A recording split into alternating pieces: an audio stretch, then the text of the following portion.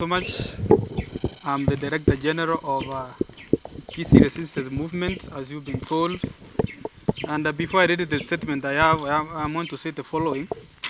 Simba has turned Kisii people down. You've seen him on a public TV admitting that since he assumed office, he has not done any development. We wonder whereby his counterpart governors in other counties have been able to deliver. We've not seen Simba sponsoring even one pupil to join Form 1 or junior secondary. So clearly, he has demonstrated that he cannot be able to steer development delivery in our county. Kwa Kiswahili niseme, tumekuja hapa kusema ya kwamba gavana wa Kisii Mheshimiwa Simba Arati ameshindwa. This is a statement of Kisii Resistance movement, and after consultations we decided to hold the launching process today because the governor is in Mombasa. We've told he's enjoying with MCAs and other members of the county staff. We will not launch the resistance in his absence. We will launch the resistance when he is around, and we will walk to his office. That's why you've had contractors here, the business community, the border, our Secretary General, Fred Nunda, was to be here, but out of issues that cannot be avoided, he was not able to attend. But this is our statement. Ladies and gentlemen, it's 4 months since Governor Simba Arati assumed office, but sad enough to note that no development project has been initiated, contrary to his counterparts who have done numerous projects to their respective counties. And this is evident following a recent sit-in TV interview whereby Simba admitted his inability to initiate any project. Below are some points that are anchored in our movement. Number one, nepotism. Simba used to castigate the former governor, Ongwae, and Janet that they employed relatives. But now he has done exactly the same and even more by employing cousins like Cyrus Nyavicha, Avincha, who comes from Nyamira, whom now imposed to Upper Getutu, Leia Buari as CECs. He has employed his niece, Elena, as a chief officer. His other cousin, Miss Choti, as a chief officer. His driver is a cousin who comes from Boch Borabu ward in Machoke Borabu. His other cousin, who is now his secretary, worked at KTRH.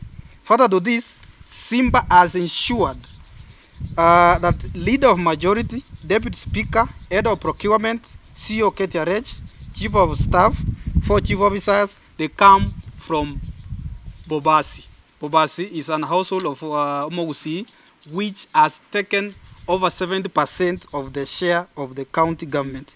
The painful one is snatching the political advisor seat from Ava Machoge and awarding it to Juma, one who is a neighbor to Simba Arati from Bobasi.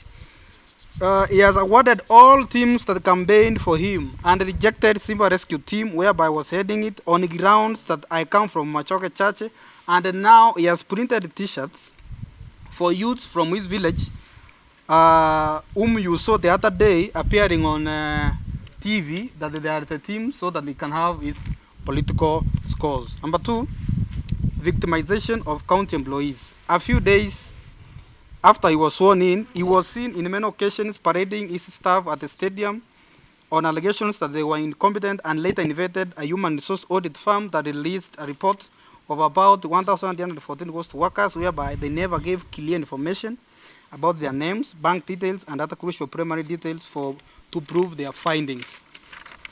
Something that shows the witch hunt from governor in a move to push and blackmail workers to an unnecessary submission to him. We urge our people to reject these games because nobody accepts to be employed as a rogue officer. Thus, the illegal treatment should stop and rather be subjected to Human Resource Department on basis that they are the ones who advertise jobs and issue appointment letters. Kisii Stadium. Our people are now being harassed, tortured, maimed, and injured whenever they visit the stadium, more so those he feel don't support his regime. The recent one being the inhumane scoundrel beating of Chokora, who was rescued by the county commander. Thus, we urge our CS Interior to provide security and safety to to fans who visit the stadium for various matches. Further to this, let the Ministry of Public Service investigate why the governor is not using his former office and decided to operate from the stadium that he has turned now into torturing chambers. Misappropriation of county funds. Simba claimed that the donor was refurbishing his office, but failed to let the public know more details of the funding and the process followed to award the tender to the said donor. Last week, he equally admitted more than 100 million cannot be accounted for, thus raising questions surrounding the matter. Equally, he took the number plate from his official car and transferred it to his personal car that is fueled by public funds of very high consumption rates. We condemn these rogue mechanisms by governor of soliciting and wasting county funds. There's lack of proper coordination with other elected leaders.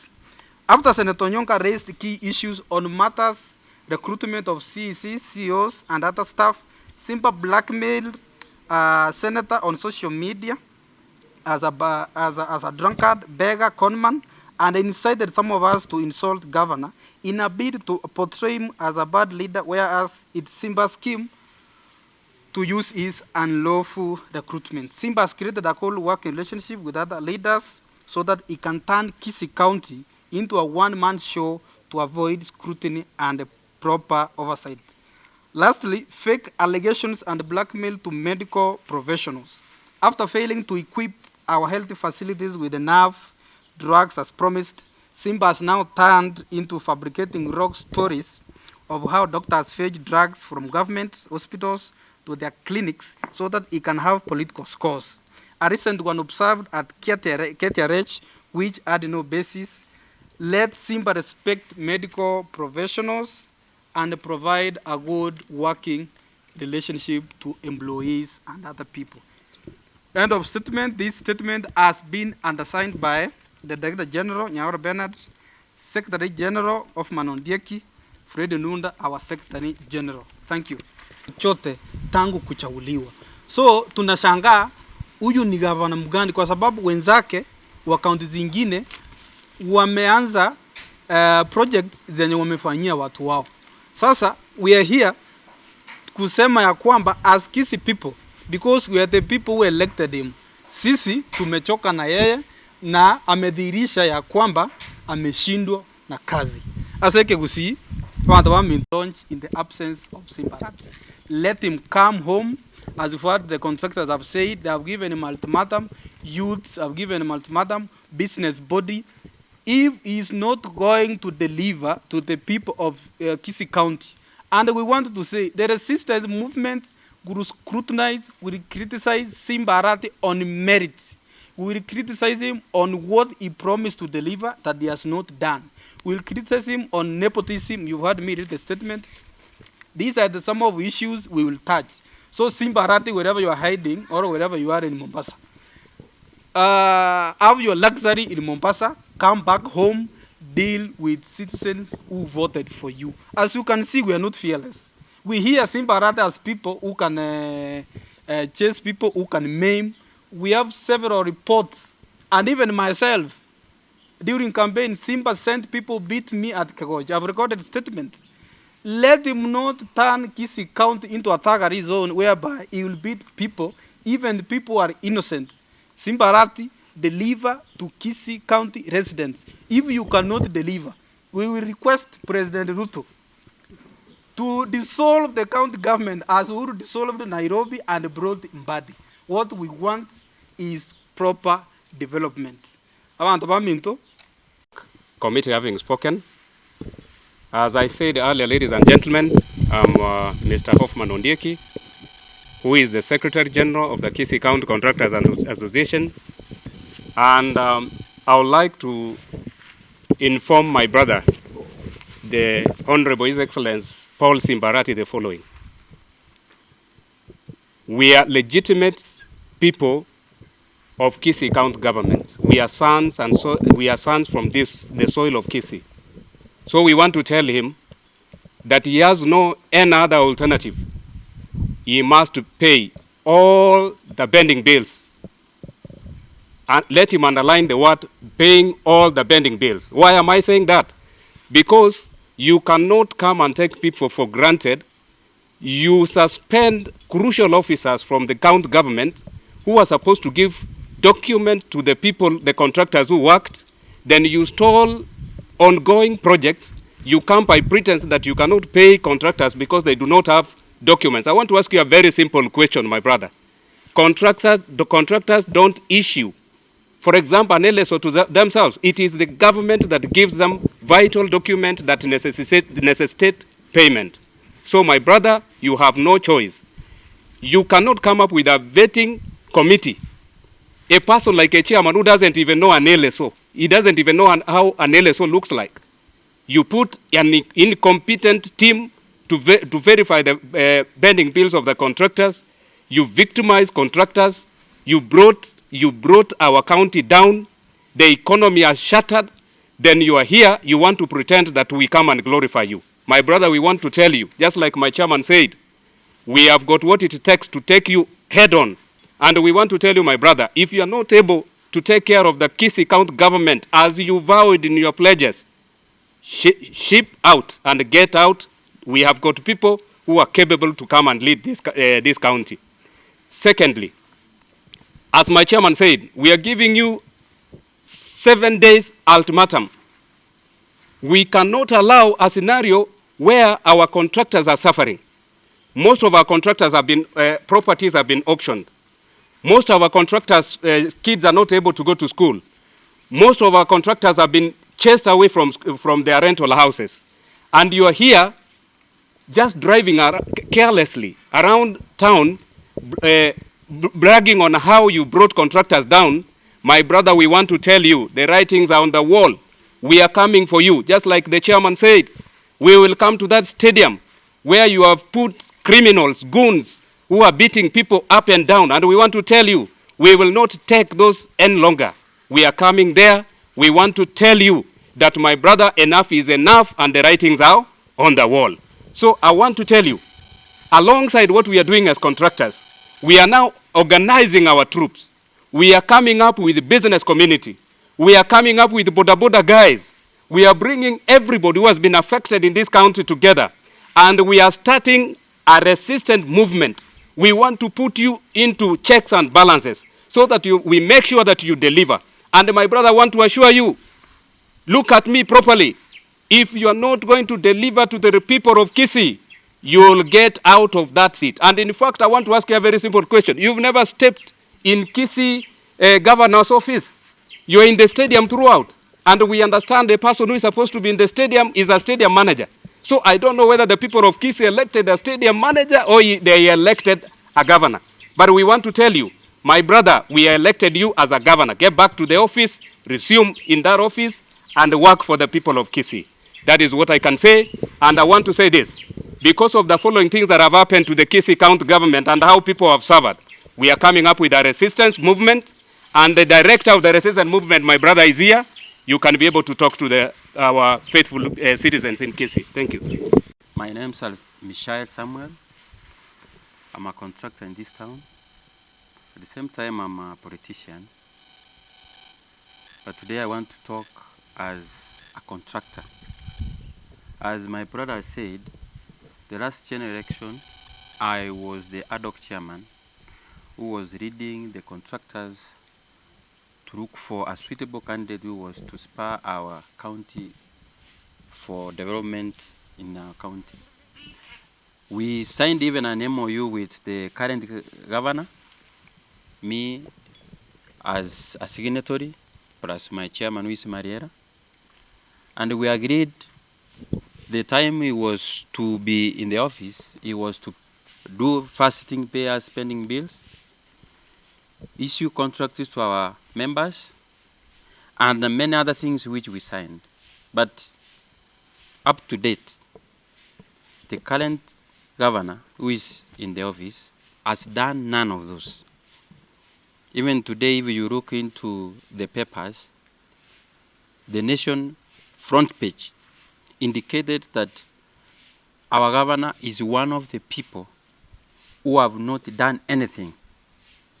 The money which he has withdrawn from the control of budget or from the accounts the governor has been spending that money in salaries and taking MCAs and even workers to retreats, which means as a county, there is no development which has taken place. Even the other day, you saw him on TV admitting that since he resumed office, he has done nothing in terms of development. I'm calling upon the Kisii people, wherever you are, this is the person you voted for. But I'm sorry to say that don't expect much. And in the area we realize that we brought somebody into office who doesn't know what he's doing, so that we take steps which are necessary. I even request the MCAs who are in the assembly right now, please take the necessary action, if it means impeaching this governor, so that we save our county from going down. Because the way he's behaving, it seems he doesn't know what he's doing. Therefore, as contractors, we are so affected, because up to now, the guy has not paid even a single penny to pending bills. Our question is, the money which he has been withdrawing from the covers, the government covers, he has been using them for what? For his personal use? Is this his private business? Please, as contractors, we are so affected because we have not been paid for almost 1 year down the line. And this the guy who came in the promise that he's going to pay us our pending bills. And the only thing he has been doing is to promise us that I have a pending bill committee which is scrutinizing your documents, and this pending committee has taken almost 4 months working on our documents. And up to date, there is no report. Almost the year is ending, no payment, no new jobs. As contractors, we are out of work. Our people, they can't take kids to school. They cannot fend for themselves. I'm talking to this governor as today, and we are giving ultimatum. If he's not going to pay us in the next 1 week, we shall be camping at the stadium so that he can feed our families, he can feed us breakfast, lunch, and supper. And we'll be sleeping in that stadium. Because this is not money. This is our money. Therefore, let him get the information that as from next week, if he has not paid our pending bills, we will be camping at the stadium. Let him organize his wounds, and let us also organize our wounds. We meet there. Thank you so much.